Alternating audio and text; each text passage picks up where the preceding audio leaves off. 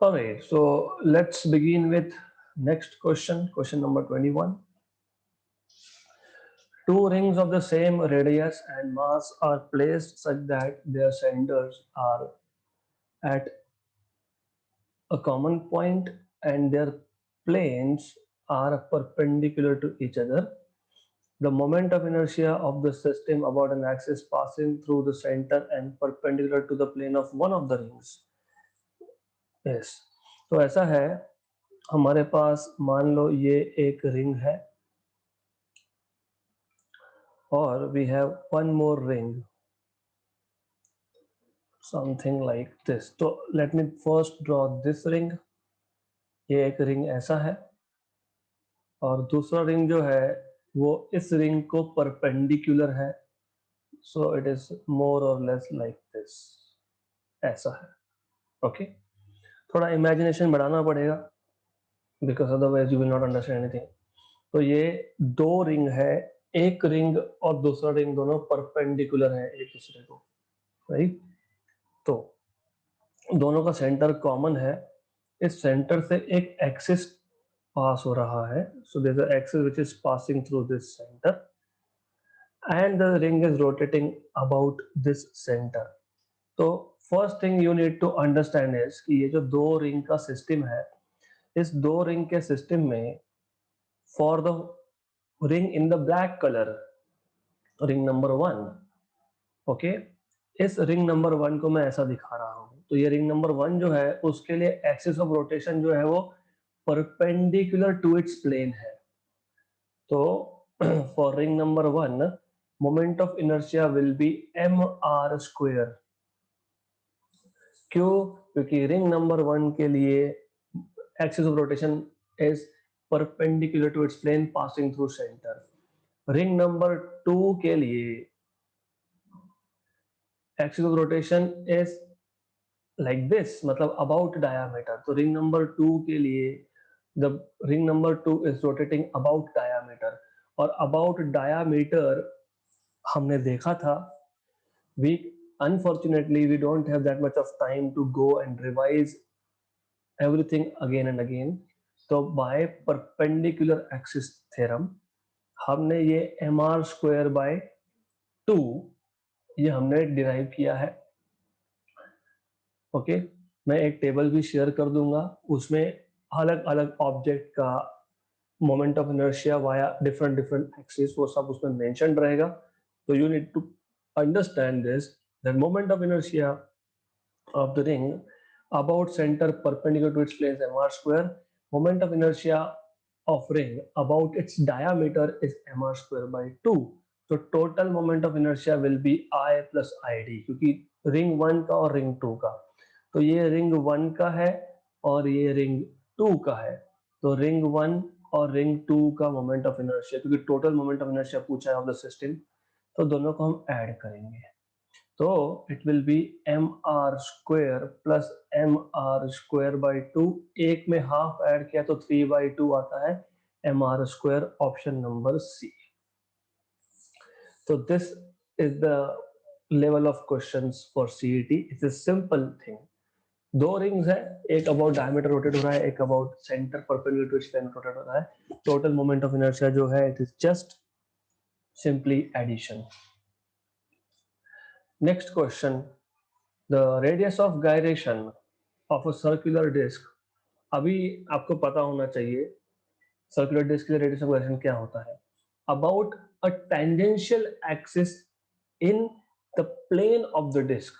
Question पहले पूरा पढ़ लेना.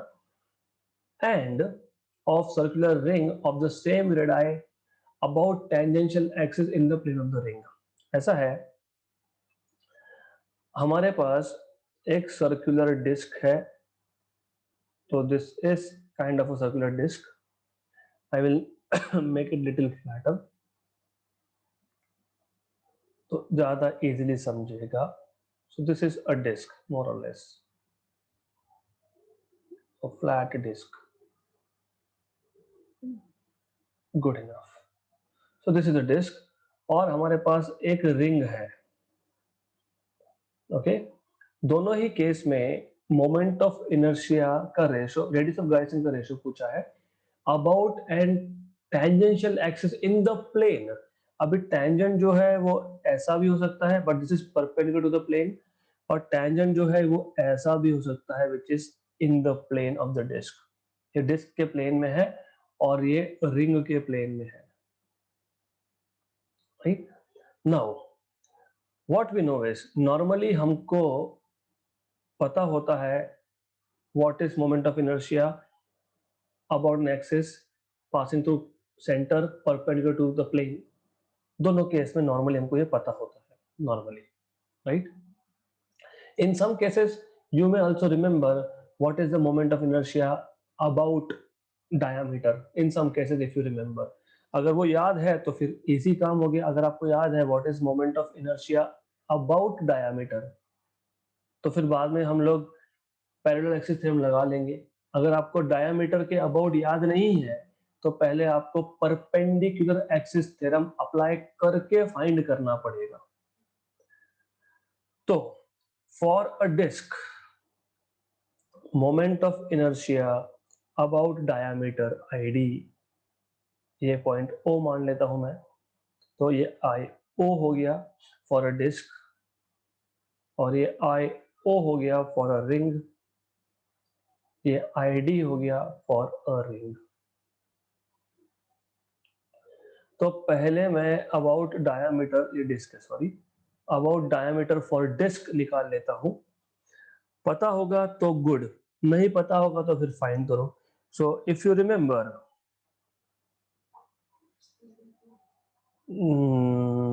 No, if you remember it's okay, if you don't remember, ऐसा है कि हमने क्या किया था, हमने यहाँ पे दो डायमीटर लिए थे और एक ऐसा लिया था। इसके अबाउट mr² आता है फॉर डिस्क, और ये z एक्सिस के अलॉन्ग है तो इसको आई जेड बोला था हमने। फिर हमने परपेंडिकुलर एक्सिस थ्योरम लगा के I z equal to I x plus I y किया था। I x plus I y दोनों डायामीटर है, तो I D plus I D, तो 2 टाइम्स ऑफ आई डी, तो आई डी आ जाता है आपका आई जेड बाई 2। ये आपको पता होना चाहिए। तो आपको मिल जाएगा यहाँ पे अबाउट डायामीटर mr²/4, और यहाँ पे आई डी अभी अभी देखा हमने रिंग का केस mr²/2, अभी अभी पिछले एग्जाम्पल में देखा हमने mr²/2। अब for a ring about its diameter. Good, now question अभी आधा है, हमको फाइंड करना है अबाउट टेंजेंट। तो if you talk about tangent, tangent और इसका जो डिस्टेंस है, this is sorry, this distance is nothing but h equal to r। Okay, h equal to r distance है ये। तो अभी आप लगाओगे पैरेलल एक्सिस थ्योरम, फिर आप बोलोगे I O equal to I D plus M H square, मतलब ये आ गया mr²/4 plus M H is again r, तो ये आ गया 5/4 mr²। सिमिलरली यहाँ पे भी h इक्वल टू r है, तो यहाँ पे भी आई ओ आपको मिलेगा I D which is mr²/2 plus M H square, मतलब mr² मतलब 3/2 mr²। आपको याद होगा मैंने बताया था कि रेडियस ऑफ गायरेशन निकालने के लिए आप डायरेक्टली कंपेयर करते हो, कंपेयर विथ किससे, i इक्वल टू एम के स्क्वायर से। तो इन दोनों को कंपेयर कर लिया तो k² इक्वल टू 5/4 r² आ गया, मतलब k फॉर डिस्क आ गया आपका √5/2 r। तो k फॉर डिस्क आ गया √5/2 r, और फॉर अ रिंग आप कंपेयर करोगे i इक्वल टू एम के स्क्वायर से, तो k स्क्वायर आ जाएगा 3/2 r², मतलब k मिल जाएगा आपको √3/2r। ये रिंग का केस है, तो जब आप डिस्क और रिंग को डिवाइड करोगे तो √5/√3 बचेगा, राइट? करेक्ट। तो √5/√3 बचना चाहिए था, लेकिन ऐसा आंसर नहीं है। तो which means somewhere we made a mistake and that is a very silly mistake।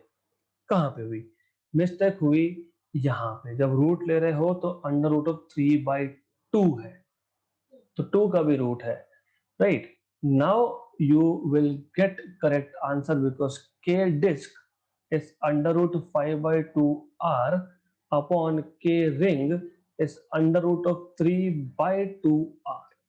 तो इसमें आर आर तो कैंसिल हो गया, फिर आपको मिलेगा √5, और ये जो 2 है ये स्क्वायर रूट में स्क्वायर बन के जाता है, तो ये कैंसिल कैंसिल, तो नीचे 6 आ गया, तो √5 upon √6, √5 is to 6, option number C is the correct answer। So this is how you are supposed to solve, right? So notes of course will be available to you। Important is to understand concepts। easy, इतना easy है ये, just perpendicular axis theorem, parallel axis theorem, दो ही important है। Then next question, two rods each of mass m and length l are joined together to form a cross। तो एक rod ऐसा है, दूसरा रॉड ऐसा है, okay to form a cross the moment of inertia of this cross about an axis passing through the common point। ठीक है, तो दूसरा रॉड मैं ले लेता हूं like this, right? Moment of inertia of the cross about an axis passing through common point, common center of the rods and perpendicular to the plane formed by them। अच्छा, तो थोड़ा सा मुझे डायग्राम चेंज करना पड़ेगा just to make you understand. ये ऐसा है,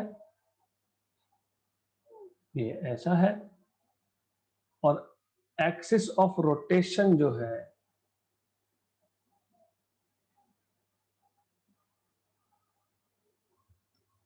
इन दोनों को परपेंडिकुलर है, तो axis of rotation is like this, right? तो मान लो for your simplicity, just for the sake of understanding, this is x axis, this is y axis, and this is z axis, just for the sake of understanding, right? तो this question is so simple if you know, अगर आपको पता होगा कि अगर हमारे पास एक rod है, इस रॉड के सेंटर से और परपेंडिकुलर टू द रॉड जो एक्सिस पास होता है, इसके about moment of inertia ml²/12 होता है, तो दिस IC इज ml²/12। इतना अगर पता होगा तो यहाँ पे इस गिवन एक्सिस के अलोंग दो रॉड रोटेट हो रहे हैं, rod number 1 and rod number 2।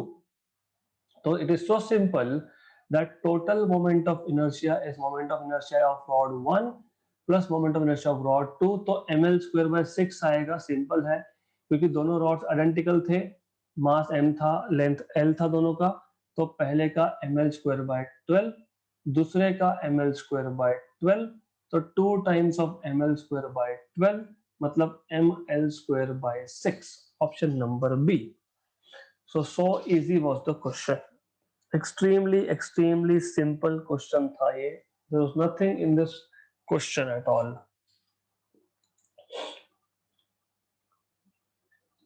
next question, two rings of radius r and nr made up of same material have the ratio of moment of inertia about an axis passing through center is 1:8, the value of n is। To rings, एक का radius r है, दूसरे का radius n times of r है, दोनों same metal से बने हुए हैं, उनका मोमेंट ऑफ इनर्शिया का ratio about an axis through centre is value of n। Simple, आपको पता है रिंग के केस में moment of inertia about centre is mr², ये बताना चाहिए, है ना। तो अभी सेम मटेरियल बोला है तो मास भी सेम होगा, क्योंकि उन्होंने ऐसा कुछ स्पेसिफाई तो किया नहीं है। तो व्हाट वी नो इज अच्छा, नहीं किया है तो फिर we can not assume, basically हम अज्यूम नहीं कर सकते कि मास सेम होगा। मैं बोलता हूं कि I1 by I2 let us से M1 by M2 into R1 by R2 square, क्योंकि nowhere they have mentioned they have same mass, same material बोला है तो डेंसिटी सेम है, मास सेम नहीं है। तो यहाँ पे प्रॉब्लम ये हो जाता है कि how do you find out what is the mass. तो अगर आपको याद होगा 11th स्टैंडर्ड याद होना जरूरी है, जैसे आप डेंसिटी डिफाइन करते हो मास पर यूनिट वॉल्यूम, ये है कि कितना मास है, कितने किलोग्राम मास है 1 मीटर क्यूब में। सिग्मा आप लिखते हो मास per unit area, 1 metre square में कितना मास है, वैसे ही आप लैम्डा लिखते हो मास पर यूनिट लेंथ। तो एक रॉड है तो 1 मीटर में कितना किलोग्राम है। तो here, because you are talking about ring and ring is made up of thin rods, thin rod लेते हैं हम लोग, उसको रिंग का शेप दे देते हैं, मतलब मास लेंथ के ऊपर है। This is very very very very important that the mass is here, just here on this thin ring। तो मुझे यहां से मिल जाएगा mass is lambda into n, where lambda is linear density. तो यहां आप लिखोगे लैम्डा 1L1 लिखना नहीं। क्यों नहीं? क्योंकि दोनों सेम मटेरियल की है, मतलब लैम्डा दोनों का सेम है। तो lambda L1 upon lambda L2 जो के R1 by R2 का स्क्वायर, लैम्डा लैम्डा कैंसल, तो L1 by L2 R1 by R2 का स्क्वायर, और लेंथ, लेंथ कितना आएगा रिंग का 2 पाई r, length of a ring is 2 pi r always.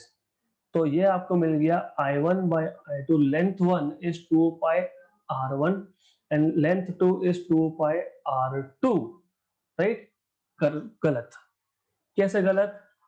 ठीक है, चलो हम नेक्स्ट स्टेप में कर सकते हैं, नेक्स्ट स्टेप में कर देंगे R1 by R2 का स्क्वायर, कैंसल कैंसल, तो R1 by R2 square is R1 by R2 cube, but R1 is R and R2 is NR cube, cancel cancel. तो I1 अपॉन I2 1/8 दिया है, और ये आ गया 1/n क्यूब। तो जब मैं क्यूब रूट लूंगा तो n की वैल्यू 2 मिलेगी मुझे, तो n की वैल्यू है 2। This is how you are supposed to solve this particular question, okay? So it is so simple question.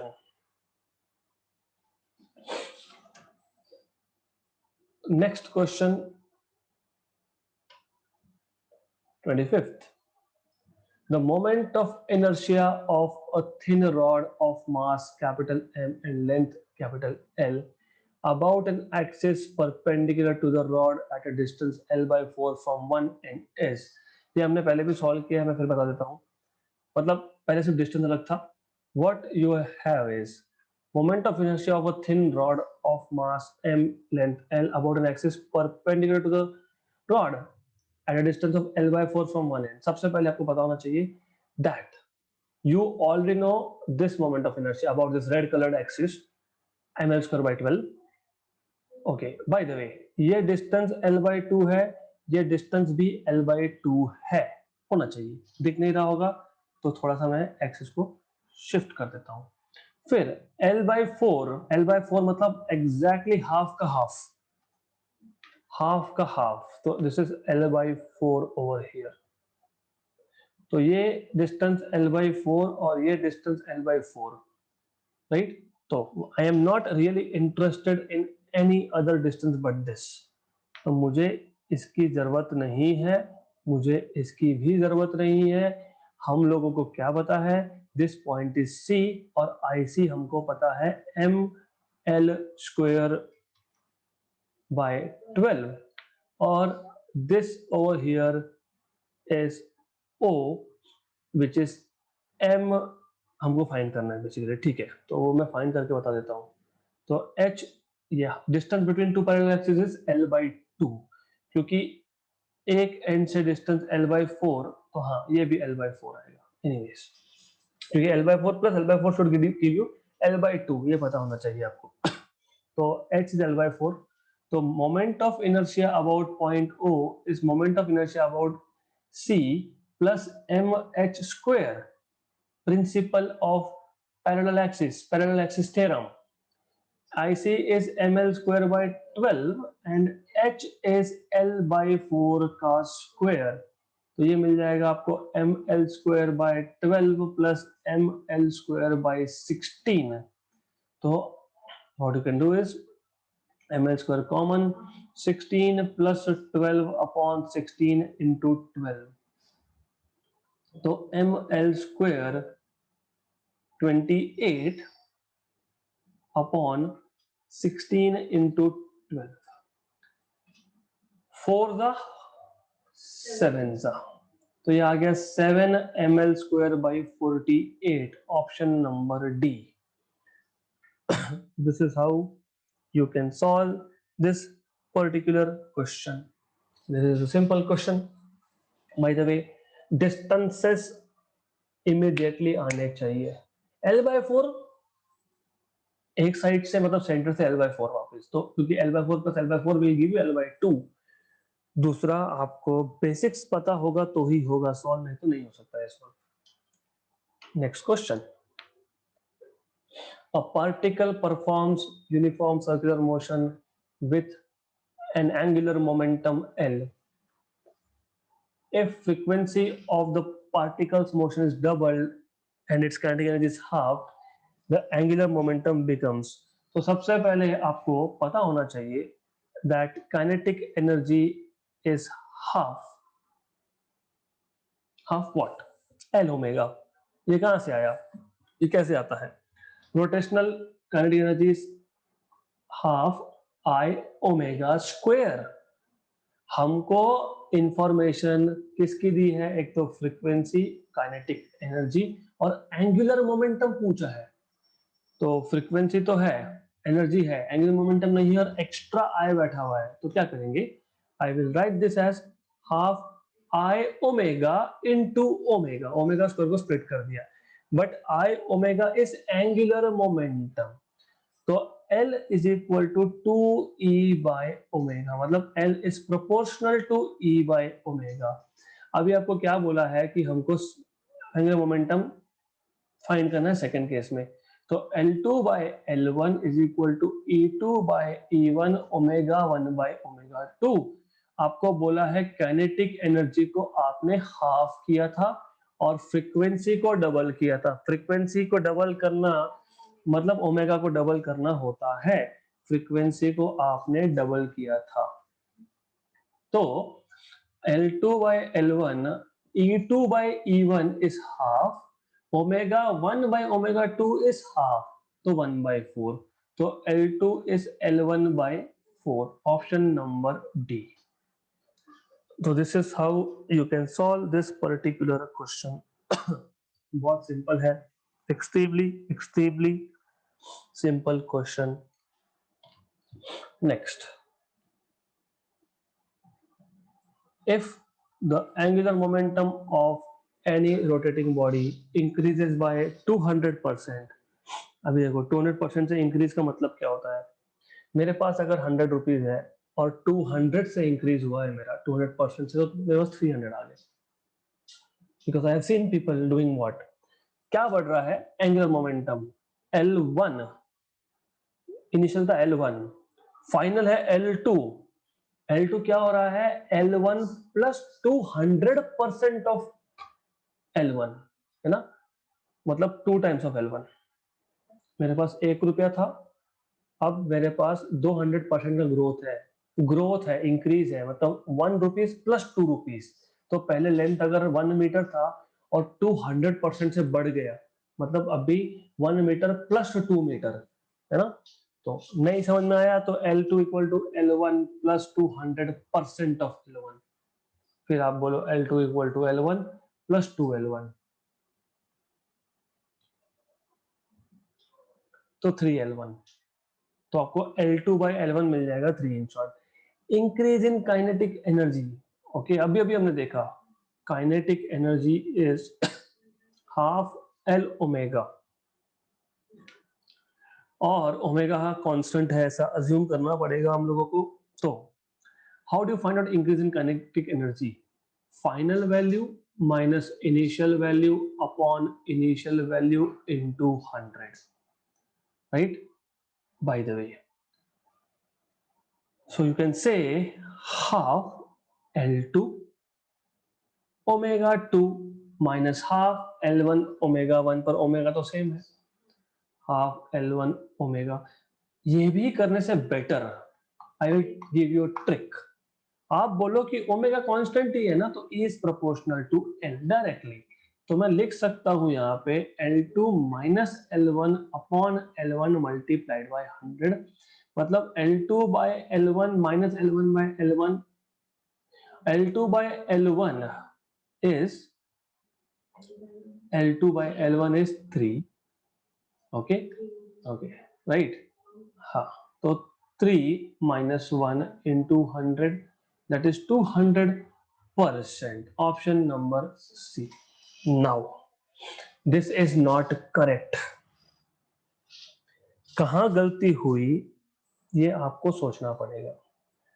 This is not correct. Wait, method मतलब कैलकुलेशन में कोई गलती नहीं है। First thing, there is nothing wrong in calculation. गलती कहाँ हुई, I'll tell you. तो this is where we made mistake. ये फॉर्मूला देखो, जब एंगुलर मोमेंटम बढ़ता है, एंगुलर मोमेंटम ओमेगा पे डिपेंड करता है। What is formula for angular momentum? I omega. I तो कांस्टेंट है ना, क्योंकि रॉड सेम ही है ना। हमने रॉड चेंज किया क्या? नहीं। हमने बॉडी चेंज की कि नहीं? अगर बॉडी चेंज नहीं की है, डिस्क था डिस्क है, स्फीयर था स्फीयर है, तो आई कांस्टेंट और L equal to I omega. जब आई कांस्टेंट, तो अगर L बढ़ना है तो ओमेगा को बढ़ना पड़ेगा, और हमने यहाँ पे ओमेगा कांस्टेंट अज्यूम कर लिया था। तो ये गलती नॉर्मली स्टूडेंट्स करते हैं, क्वेश्चन को समझ लो अच्छे से। तो हम ये फॉर्मूला यूज नहीं कर सकते, तो हमको दूसरा फॉर्मूला डिराइव करना पड़ेगा, which should be independent of omega, but it should have I, क्योंकि आई कांस्टेंट है। तो do we remember this was half I omega square? Yes. So can I multiply divide by I? Yes. So this will be equal to half I omega is L, तो L square by I। अब मैं बोल सकता हूं कि body same होने की वजह से I कांस्टेंट, 2 कांस्टेंट, तो E is proportional to L square.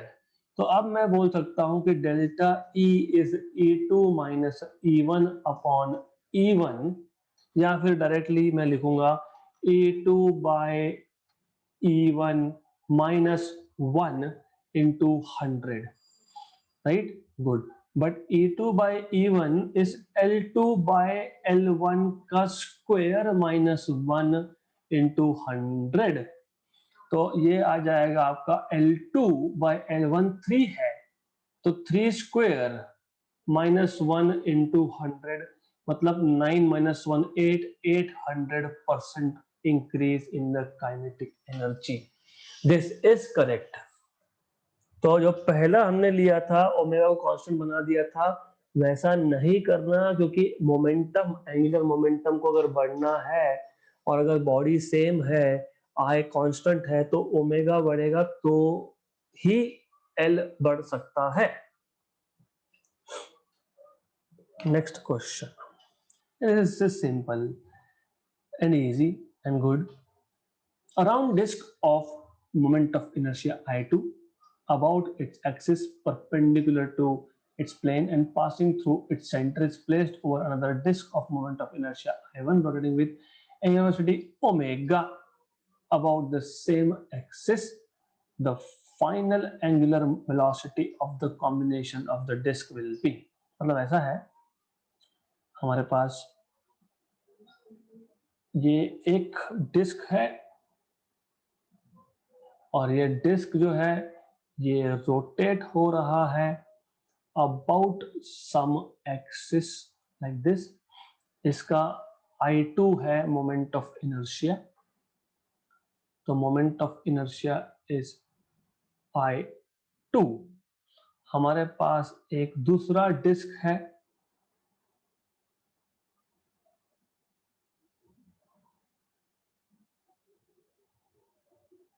and this is also rotating about some axis of rotation like this। इसका मोमेंट ऑफ इनर्शिया I1 है, इसका omega is the angular velocity. अब हमने क्या किया, अब हमने दोनों डिस्क को ज्वाइन कर दिया। तो ये इनिशियल सिचुएशन था where this two disc were separate, और फाइनल सिचुएशन में हमने क्या किया है, हमने इन दोनों को ज्वाइन कर दिया है and now they are rotating about a common axis of rotation। Okay, now we have to find out what is the final, मतलब ओमेगा फाइनल फाइंड करना है हमको। याद रखना ऐसे केसेस में हमेशा आपको कंजर्वेशन ऑफ एंगुलर मोमेंटम ही यूज करना है। तो आप बोलोगे initial angular momentum equal to final angular momentum. Okay, initial angular momentum, this is where sometimes people make mistakes। A round disk of moment of inertia I2 about its axis perpendicular to its plane and passing through center is placed over another disk। तो पहला जो जो disc है ये initially rotate नहीं हो रहा था, इट वाज नॉट रोटेटिंग। उन्होंने बोला है क्या it was rotating with some velocity omega 2 omega 3, नहीं, मतलब it was not rotating. Okay, तो इनिशियल एंगुलर मोमेंटम सिर्फ I1 ओमेगा 1 आएगा और omega 1 is just omega. Final angular momentum में दोनों डिस्क एक के ऊपर एक चिपका दिया है, तो I1 plus I2 into omega final. क्यों? क्योंकि सेकेंड केस में दोनों डिस्क साथ में रोटेट होंगे तो मोमेंट ऑफ इनर्शिया दोनों का कंसीडर करना पड़ेगा। तो omega final will be I1 omega 1 upon I1 plus I2, but omega 1 was simply omega, तो I1 omega upon I1 plus I2, option number C। This is how you are supposed to solve this particular question। Next question, the total kinetic energy of a body of mass 10 kilogram and radius 0.5 meter moving with a velocity of 2 meter per second without slipping is 32.8 joule। The radius of gyration is, तो what you should know is, एक slipping और skidding, ये topic इस साल के लिए reduce syllabus में था। तो it is suppose ideally CET में भी नहीं आना चाहिए, बट वो आए नहीं आए, my job is to tell you कि सॉल्व कैसे करते हैं। तो आया ठीक है, नहीं आया तो अच्छी बात है।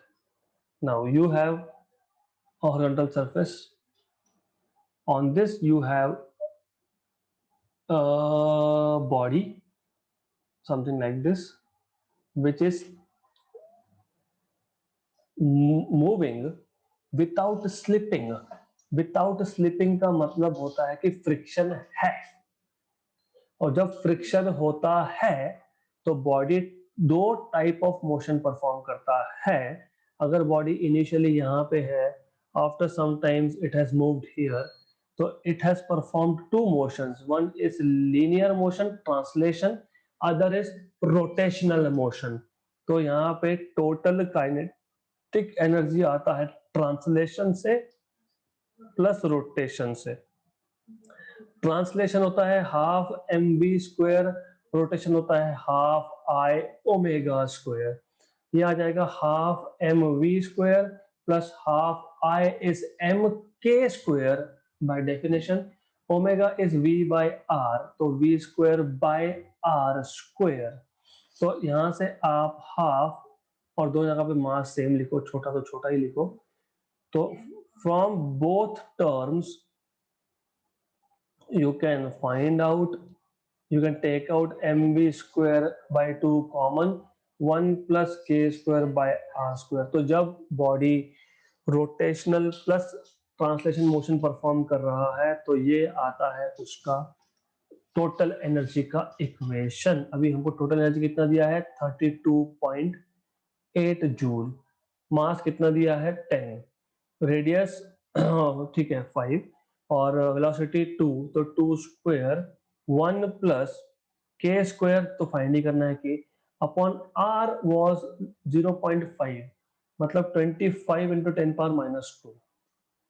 इसको सॉल्व करेंगे, कैसे सॉल्व करेंगे? तो ये आ गया आपका, ये और ये कैंसिल हो गया, 2 स्क्वायर था 20, 32.8 by 20 equal to 1 plus k square by 25 into 10 power minus 2।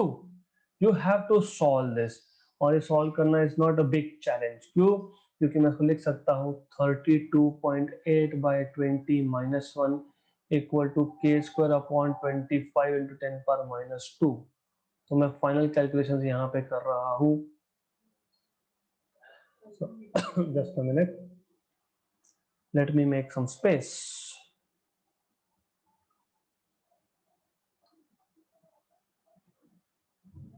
So it is something like this.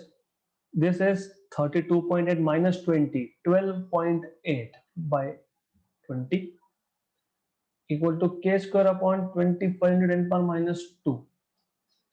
Okay, ये नहीं, ये क्या है इट इज इजी थिंग।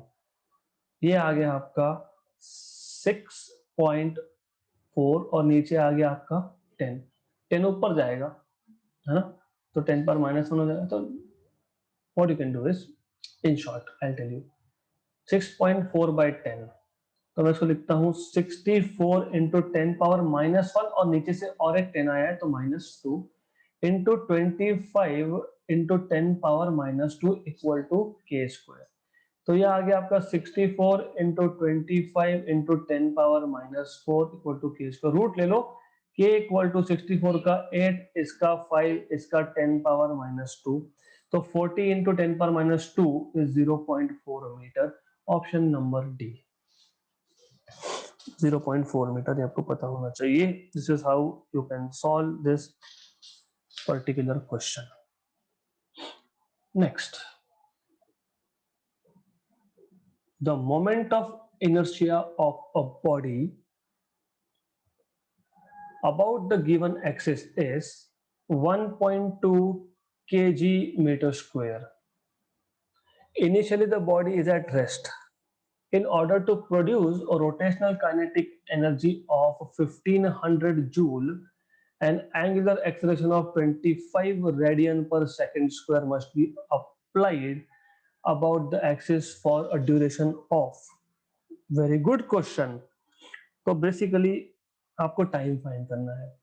क्या है, words are very important. Initially at rest, मतलब omega initial is 0, right?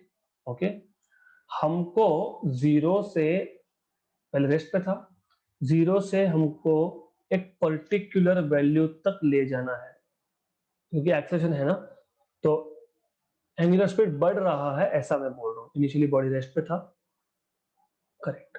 Now the moment of inertia of a body about an axis, initially the body is at rest। हमको rotational kinetic energy 1500 joule produce करना है, तो rest से हम body को move करना, rotation start किए हैं, मतलब आफ्टर सम टाइम उसका स्पीड का कुछ वैल्यू हुआ होगा। पहले वो फाइंड करो। कैसे फाइंड करेंगे? What is rotational kinetic energy formula? Half I omega square. I know this is 1500.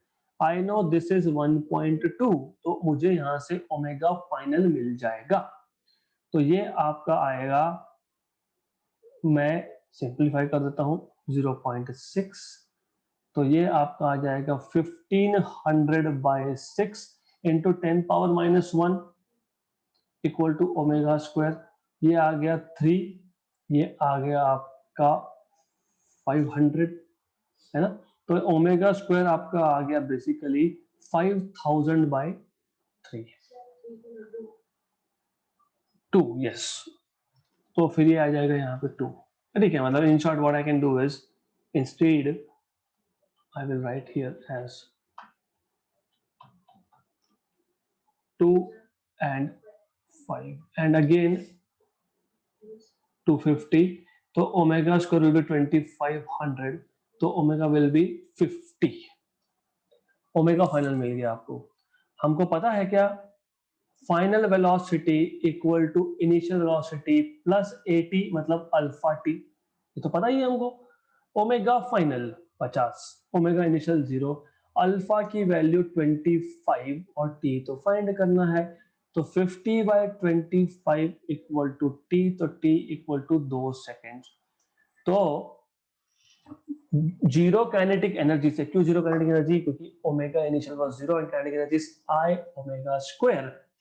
Initially body rest पे था, मतलब ओमेगा 0 था, मतलब काइनेटिक एनर्जी 0 था.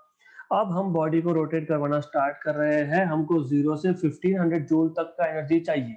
तो कितने टाइम में होगा? Provided alpha is 25 end moment of inertia is 1.2. So this is how you can solve this particular question by first finding out what is omega final and then using omega final equal to omega initial plus alpha t.